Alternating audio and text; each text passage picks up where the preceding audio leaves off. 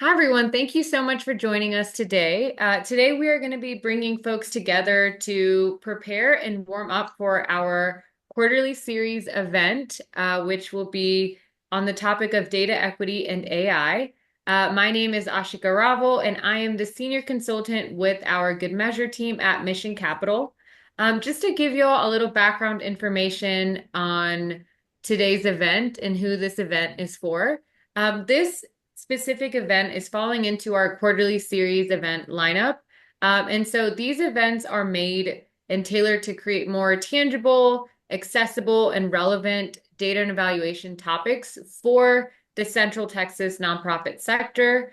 And we're hoping to create more spaces for professionals of different levels, leadership roles, whether you're program staff or you are a funder, whether you're a program manager or a CEO of a nonprofit. These topics are meant to create a more holistic data and evaluation culture within your organization. So we're hoping that this topic will help aid in your toolbox as you move forward. This topic is also a topic that we all hear about often. We all talk about AI, we talk about data and evaluation systems within our sector, we talk about so many of these topics. So we are trying to bring all of this together. And we're so excited to have two amazing speakers to dive into the topic today and why this is specifically going to be relevant for your work. But I'm just excited that we're all here today. And this video is going to help warm us up for our workshop, which you'll see later today. And I'm going to go ahead and pass it on to our speakers, Michelle and Meena. Thank you, Ashika. Hi, everyone. I am Meena Das. My pronouns are she, her. And I am here with my co-presenter, my friend, my guide, my mentor. A lot of love words here. Michelle, I'm going to pass it on to you to introduce yourself first, and then I'll bring it back to myself.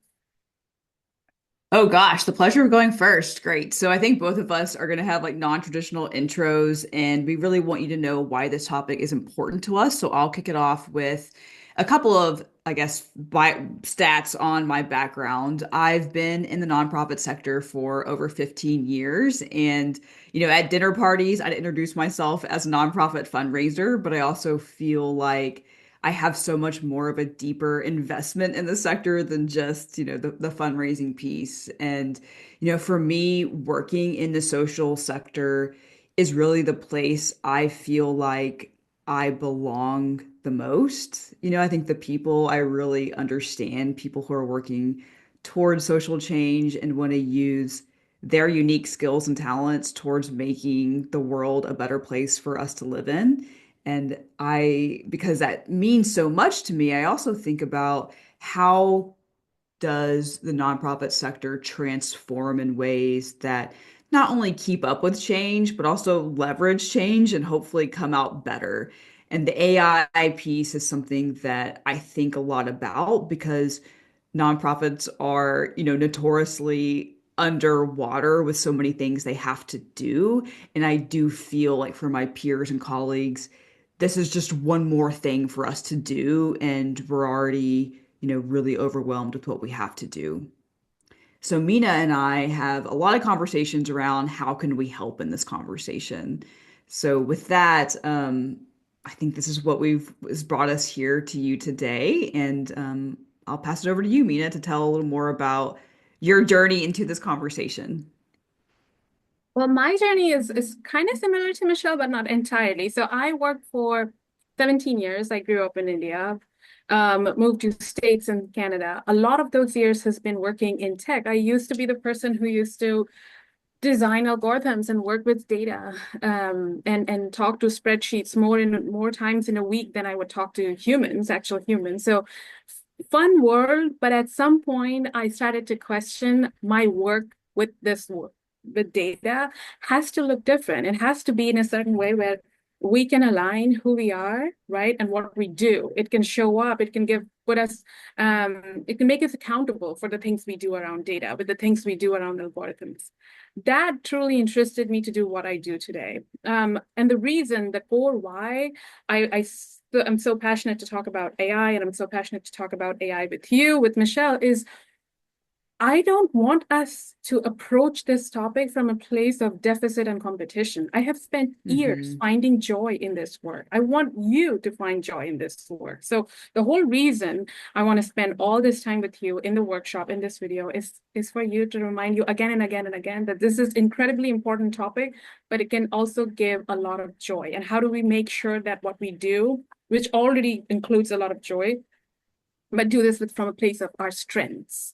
All right, so that is who we are. We will get into our more credentials, what we do, all of that in our bio, good bio at the workshop and outside of this video. But we do have 3 questions for you that we want to share in this video. So the number one, and Michelle, I want both of us to respond to that. So let's just give all our answers to these 3 questions. Number one, why are nonprofits stuck when it comes to AI? And I think we can include where are nonprofits stuck, but I just want to get into why are nonprofits stuck. So let's start with you. And I promise Yeah. I'll start. So I'm not going to make you every one of them to start the question. So first, this one is for you. Why are nonprofits stuck when it comes to it? So for me, being, a nonprofit practitioner, I feel like nonprofits are stuck with AI adoption because they, one, are overwhelmed, but two, they're seeing this more from a technology perspective and not an organizational culture and how it deals with change perspective.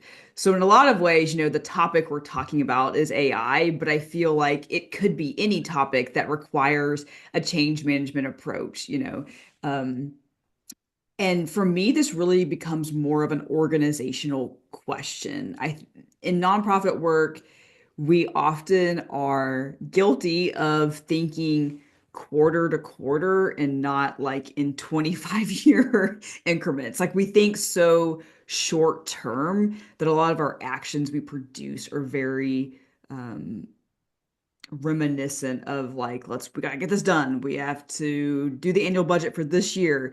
But I think if we really zoom out and give ourselves the time and space to think about who do we want to become with our processes, with our data, right? Those two are very interlinked, then we can go towards a future vision with purpose and intent. And it feels like we have a roadmap or at least a cardinal direction towards like where we want to go. But that takes a little bit of visioning work and conversation. It doesn't just happen overnight. And organizations are so different, right? So they're going to approach collaboration in myriad ways, and that's fine. But I think the way that we can help you is to think about this unstuckness as it's a conversation that has to start internally and has to start with intention. And to your point, Meena, this can be fun. Like this is a fun process to be a part of. I want to just piggyback on the visioning part for folks here. I call it dreaming. I think we skipped the whole entire dreaming part when it came to the word AI. The world, a few companies introduced the word artificial intelligence, right, in the last 3 years. By the way, this is not entire AI. When we speak of AI, it's a whole breadth of things besides ChatGPT and Claude and Gen AI tools. But in the last 3 years, AI was put on the map of the world in a different way, right? With this Gen AI tools. And it just gave everyone access to logins to build a relationship with the word AI, right? And we have now 500 emails almost every other day coming from every angle in our inboxes that every company is adopting and implementing AI. It can be overwhelming to know that how fast things are moving with this word artificial intelligence. And so I believe we almost skipped the entire visioning, what Michelle, you were saying about visioning, I call it dreaming. We entirely skipped that dreaming part. Like, what are the possibilities of this technology? What are the possibilities of this thing which is going to be with us inevitably for the next 30 years? And so I believe why we are stuck is because one, we never dreamt. we never talked to each other. We became way too fast comfortable talking to a black window on the computer and finding the most important questions answers without talking to each other. And four, we became very comfortable with tech, everything with more focusing.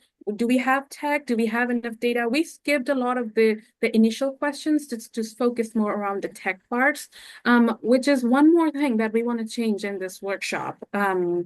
And talk about it, which brings me to the next question. Purpose of the workshop. Why are we doing it? I mean, we covered a bit. We are a bit nerdy about this topic, but what do we expect out of this workshop? Michelle, do you want to take this one again for me, please? I will, yes. And there's 2 points in the survey data that I want to preface here to ground us. And one is we asked people, what are the resources you need to, get on this AI journey and feel like you're, well resourced? And the number one thing people said was leadership support and also access to the tools. Michelle, And so, for oh, quick second interruption, I apologize. Do you want to no, give please. context about the survey? I don't think we have introduced the AI Equity Project. I was gonna ask at the end of this if we can we'll continue to record, but then we can yeah, since we're warmed up, we can talk Yeah, about the yeah, survey at the go end for it. Okay. and then tag it on to the beginning. Yep. Cool. So let's see. Yeah, the purpose of the workshop, the two Yes. questions. Yeah. Yeah, so for me, when it comes to the purpose of the workshop, there's two different data points in the findings I want to ground us in. And one of the questions we asked, and it's an important one, is what kind of resources do you need to become prepared for this AI adoption? And people said we need leadership support and also access to the tools, which makes sense. But the leadership for support one is really key because we asked people in a separate question, who do you think is responsible for leading this change? And I believe it was around 60% of people said, I am, like me, Mhm. and that's right. Like it is us. So, in the purpose of this workshop, we want to empower everyone to lead in these conversations. And I think by doing that, we're creating the leadership support that people feel like they don't have right now in these AI conversations. Just to take that one layer to be more specific is what does that mean you don't have the leadership support? It's that leaders aren't at the forefront of these conversations saying, hey, team, we should be talking about this. It's not coming from the top. People are doing their experimentations in silos, and nothing is really, to Meena's great phrase, part of this larger dreaming schema. Like we don't have that. So that was one thing I wanted to ground us in data wise. And the second point, which is maybe my favorite finding of the entire survey, when we asked people, what do you think the impact of AI will be on the nonprofit sector? 60% of people said undetermined. And I just kind of love that because I think that we're in this potentiality phase, right? Like this liminal phase of it depends on what we do that will solidify the fate of where we're going. So like the time is now to really think about these larger questions. And in the workshop, our purpose is to empower those kinds of conversations. Lovely. Thank you, Michelle. I'm going to take us to the third question, and I promise I'll start this one. Um, Everything you said, question number three for folks is what they can have it. What do we expect in the workshop? What can they expect from this workshop? And I'll start it. I have been asked, so I do a lot of, both Michelle and I do a lot of speaking sessions and conferences around the word AI and what does this sector needs. And believe it or not, every single time I get the question, what are your favorite tools? What are your 5 things? Give us a checklist. And while that's a perfect answer, like both of us have established, we haven't done a dreaming part yet. So this workshop, this 3-hour workshop that Michelle and I are bringing to you, that intends to introduce 2 concepts, this conversation style, panel style conversation in the workshop where, all of us are talking to each other, but then also doing some hands-on exercises. So one of the things that I'm excited about in this workshop is to make you do some work, some thinking work, some dreaming work, and then bring you back and share it back. And let's talk about that. What does this mean? And what does this mean if we bring our team members into this conversation and our leadership and our board members? And which is another reason, and I know this is going to come in the call to action part, but I'm going to nevertheless say this for you. Please bring your team members in this conversation as well. Bring your leadership, bring your folks with whom you share your work every single day. Bring all of them into this conversation, because this was one of the things that I have seen again and again for the last 3 years at least, is yes, we know the word AI. We are familiar with it. We are getting familiar with it, but we don't talk about it enough. And we definitely don't talk about it enough in our teams, or how Michelle, you put it, with our leadership into the conversation. So we need to build those spaces where these conversations can happen even in your own team. So another outcome, or what you should expect out of this workshop, is to get some learning materials, some resource, some framing points, some language that you can use to replicate this conversation in your teams. And I'm getting some beautiful sunlight where I am here. So Michelle, I'm giving it back to you. What can folks expect from this workshop? Yeah, so just to kind of recap there, the some reflection questions like Meena mentioned to really spark these conversations. We want you to, it's like a almost like a train the trainer kind of thing. Like we're gonna have deep conversations with you, and we want that to propagate out, after the session. And I would just add, we can definitely cover a few case studies of success, but to Mina's point, it isn't about how to use the tools. It's more about how does our mental models, thinking, and strategy help us leverage this to where we're creating more equitable outcomes for our organizations.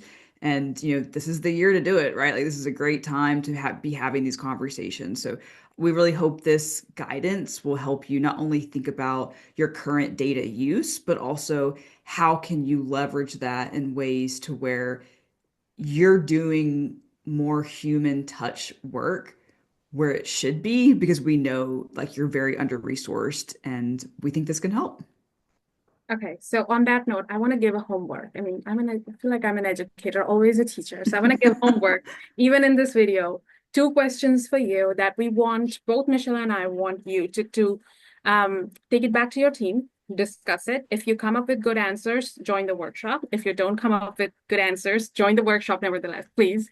But you have 2 questions as your homework. One, how can you move beyond just collecting data? We do love to collect data, don't we? So how can you move beyond just collecting data and start using it in ways that benefits your entire community you serve? Okay, so that's your question number 1 for homework. Question 2, do you have the leadership and board support you need to embrace AI? Maybe you do, maybe you don't. Maybe it's not even a yes or no kind of answer. It's a skill. It's your leadership is learning just as you. How can you ensure that your leadership and board are supporting you?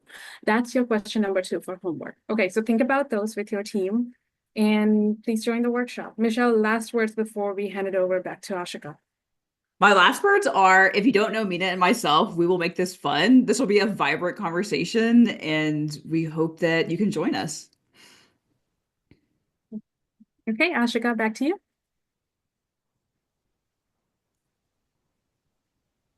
Thank y'all so much. That was so exciting. I'm already excited for this workshop. I just wanted to share a few final thoughts as we wrap up today.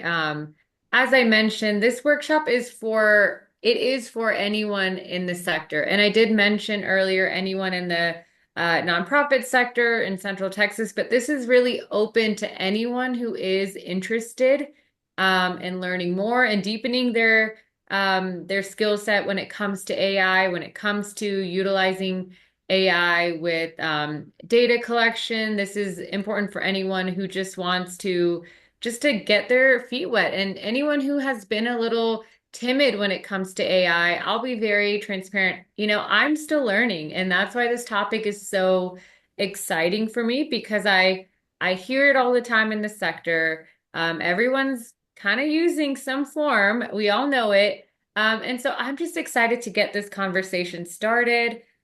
This doesn't tie you into having to use AI the day after the workshop. This does not put you into any kind of commitment. So it's really just a space to learn, to connect with others and hear how other people are utilizing AI, whether it be for data collection, whether it be for program management, whatever they're using it for. This is an exciting space to talk about that. So thank you so much, Michelle and Meena. We are excited to see everyone on March 6th from 10 a.m., 10 to 1 p.m. The space will be virtual. Y'all probably already received the link. Again, this is just a warm up to get you excited. So please feel free to reach out to me directly. You can reach out to Meena or Michelle, and we can help warm y'all up for this topic. Thank you so much.